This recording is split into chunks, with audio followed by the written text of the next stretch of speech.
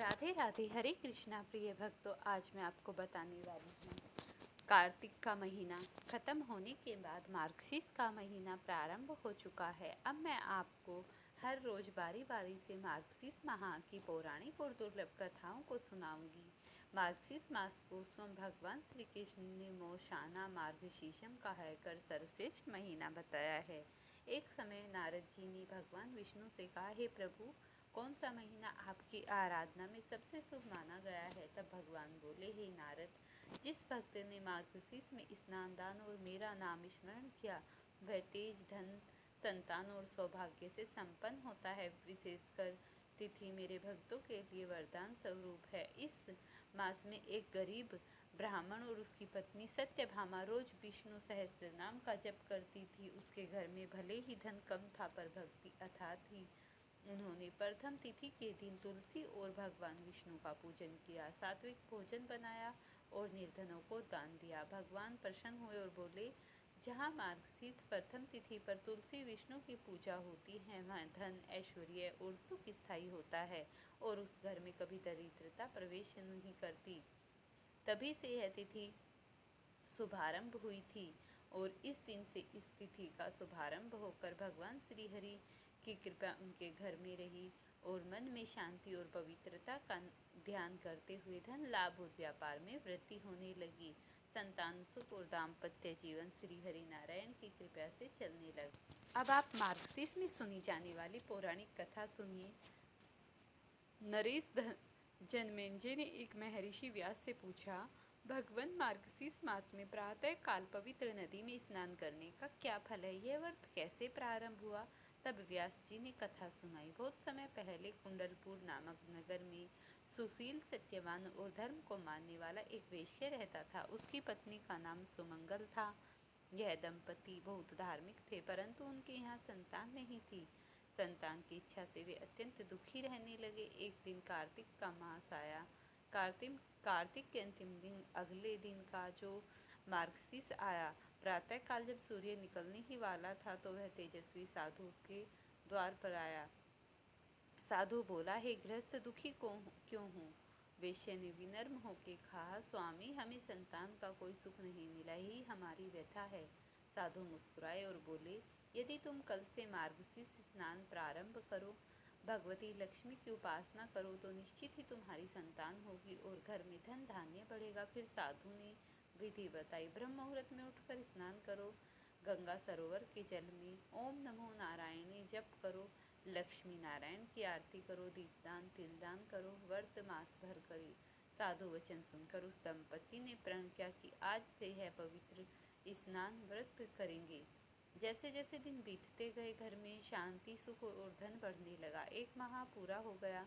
एक दिन लक्ष्मी स्वरूप एक दिव्य स्त्री स्वप्न में प्रकट हुई और बोली, सुमंगल, तुम्हारा मार्गशीर्ष स्नान व्रत मुझे अति प्रिय है। मैं प्रसन्न हूँ, तुम्हें एक तेजस्वी पुत्र की प्राप्ति होगी।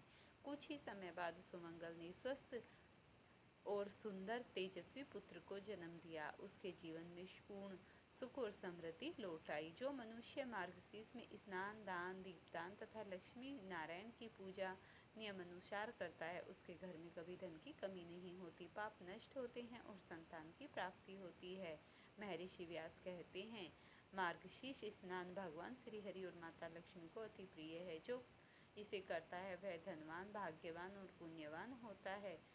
परिवार में देवी लक्ष्मी का स्थायी वास होता है। निरोगी शरीर व तेज की वृद्धि होती है। सभी मनोकामनाएं पूर्ण होती हैं। धन व धान्य का आशीर्वाद उसके जीवन में होता है।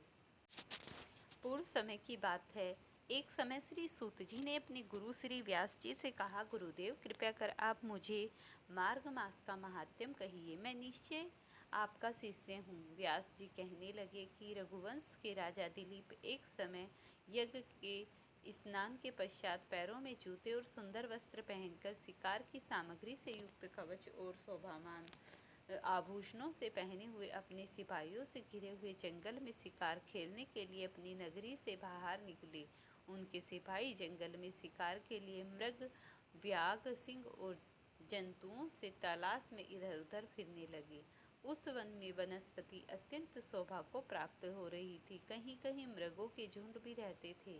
कहीं गीध अपने भयंकर शब्द कर रहे थे, कहीं कीड़ों का समूह हथनियों के समान फिर रहा था, कहीं वृक्षों के कटोरों में बैठे हुए उल्लू अपना भयानक शब्द कर रहे थे, कहीं सिंहों के पदचिन्ह के साथ घायल मृगों के रक्त से भूमि लाल हो रही थी, कहीं दूध से भरी थनों वाली सुंदर भैंसें फिर रही थी, कहीं पर सुगंधित पुष्प हरी भरी लताओं वन की शोभा को बढ़ा रही थी, कहीं बड़े बड़े पेड़ खड़े थे तो कहीं पर उन पेड़ों पर बड़े बड़े अजगर और उनकी केंचुलियां भी पड़ी हुई थी। उसी समय राजा के सिपाहियों ने बाजों की आवाज़ सुनकर एक मृग से वन में से निकलकर भागने लगा और बड़ी बड़ी चौकड़ियां भरता हुआ आगे बढ़ता जा रहा था। राजा उसके पीछे पीछे चल रहे थे और अपना घोड़ा दौड़ाया, परंतु मृग पूरी सख्ती से भागने लगा। मृग कांटेदार वृक्षों के एक जंगल में घुसा। राजा ने उसके पीछे वन में प्रवेश किया, परंतु दूर जाकर मृग राजा की दृष्टि से ओझल होकर निकल गया। राजा निश्चल वन में अपने सैनिकों सहित प्यास के मारे अति दुखी हो गया। दोपहर का समय अधिक मार्ग से सैनिक थक गए और घोड़े थक गए। कुछ देर बाद राजा ने एक भारी सुंदर सरोवर देखा जिसके किनारे घने वृक्ष थे। इसके जल सज्जनों के हृदय के समान स्वच्छ और पवित्र था। सरोवर का जल लहरों से बड़ा सुंदर लगता था। जल में अनेक प्रकार के जल जंतु, मछलियां आदि स्वच्छंदता से इधर उधर घूम रहे थे। दुष्टों के समान निर्दयी चित्त वाले मृगमच्छ भी थे। किसी किसी जगह लोभी के समान सीमाल भी पड़ी हुई थी, जैसे विपत्तियों में पड़े हुए लोगों को दुखी से हराने वाले दानी पुरुष के समान यह सरोवर अपने जल से सबको दुखी करता था, जैसे मेघ चातक के दुख को हरता है। इस सरोवर को देखकर राजा की थकावट दूर हो गई। रात्रि को राजा ने वहीं विश्राम किया और सैनिक पहरा देने लगे। चारों तरफ अंधेरा छा गया था। रात का अंतिम समय में शकुरों ने एक झुंड ने आकर सरोवर पर पानी पिया और कमल के झुंड के पास आया। तब शिकारियों ने सावधान होकर शुक्रों पर आक्रमण किया और उनको मारकर पृथ्वी पर गिरा दिया। उस समय सब शिकारी कोलाहल करते हुए बड़ी प्रसन्नता के साथ राजा के पास गए और राजा प्रभात होते ही देखकर उनके साथ नगरी की तरफ चल दिया, जिसका शरीर तपस्या और नियमों के कारण बिल्कुल सूख गया था, जो मृगछाला और वल्कल पहने हुए थे और नमरोक तथा केस धारण किए हुए थे। राजा ने ऐसे घोर तपस्वी को देखा, बड़े आश्चर्य से उसको प्रणाम किया और हाथ जोड़कर खड़ा हो गया। तपस्वी ने राजा से कहा, हे राजन, इस पुण्य शुभ माघ में इस सरोवर को छोड़कर तुम यहाँ क्यों जाने की इच्छा रखते हो? तब राजा कहने लगा, हे महात्मन, मैं तो मार्ग मास में स्नान फल को कुछ भी नहीं जानता, कृपया करके आप विस्तार पूर्वक मुझको बताइए। तब वह साधु राजा से कहने लगा, जो भी भक्त सच्चे मन से मार्गशीर्ष में इस पौराणिक कथाओं को करता है, वह सुनता है, उसे जीवन में समस्त प्रकार का भय नहीं रहता। उसके जीवन में हर एक सुख समृद्धि और पुत्र संतान सब कुछ प्राप्त होता है, क्योंकि भगवान श्री हरि विष्णु स्वयं कहते हैं, जो मार्गशीर्ष मास नहावे जीवन में कभी न संकट आवे। ऐसे मनुष्य के जीवन में कभी संकट नहीं आता और ना ही वह विपदाओं से घिरता है, क्योंकि इस व्रत दान तप का जितना महत्व है, इतना भगवान कहते हैं कि इतना मैं हवन यज्ञों से प्रसन्न नहीं होता जितना मैं स्नान दान से प्रसन्न हो जाता हूँ। जो भक्त सच्चे मन से मेरी आराधना करता है वह मेरे समक्ष हो जाता है, और ऐसा भक्त मुझको अत्यंत ही प्रिय है जो मेरी पूजा आराधना करता है। ऐसे भक्त को मैं कभी नहीं छोड़ता और ना ही उसके घर को छोड़ता हूँ। हमेशा अपने जो मेरी सच्चे मन से पूजा आराधना करता है मैं उसके समक्ष ही प्रकट रहता हूँ, क्योंकि मैं जो मेरे लिए हवन यज्ञ पूजा पाठ करते हैं, ऐसे भक्तों को न जाने मैं कितनी चीज़ें प्रदान करता हूँ और उनके घर में कभी भी दुख व अकाल मृत्यु नहीं हो सकती, क्योंकि जो मेरे समीप रहते हैं उनको मैं अवश्य ही देखता हूँ। ऐसे भक्त मुझे अत्यंत ही प्रिय हैं।